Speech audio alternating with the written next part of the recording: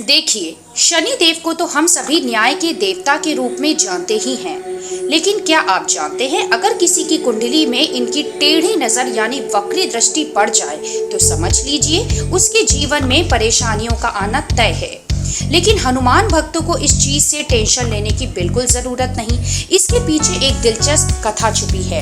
एक शाम हनुमान जी आराम से बैठकर अपने प्रभु श्री राम का स्मरण करते हुए उनके ध्यान में बैठे थे कि तभी शनिदेव अचानक से वहां प्रकट हो जाते हैं।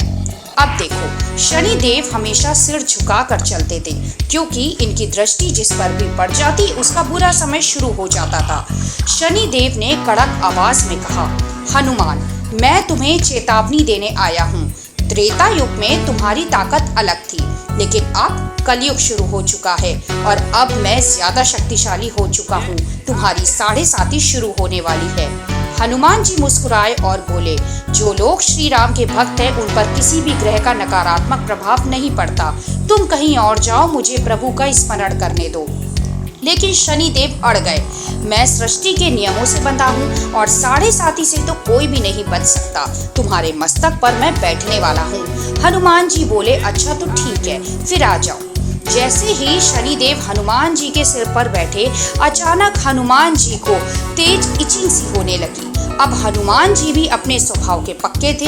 उन्होंने बिना सोचे समझे एक बड़ा सा पर्वत उठाया और अपने सिर पर रख लिया। शनिदेव घबरा कर बोले, हनुमान जी यह क्या कर रहे हो?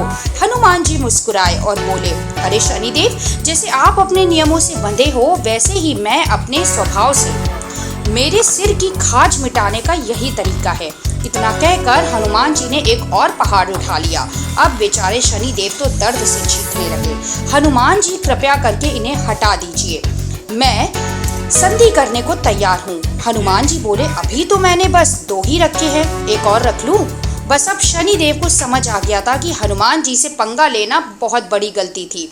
उन्होंने तुरंत हार मान ली और बोले, पवन पुत्र रामदूत, मैं हार गया। जो भी अब से आपका स्मरण करेगा उस पर मेरी 7.5 का प्रभाव कभी नहीं पड़ेगा। मुझे जाने दो। अब बुरी तरह घायल शनिदेव ने हनुमान जी से कहा, मुझे अपने घाव के लिए तेल चाहिए।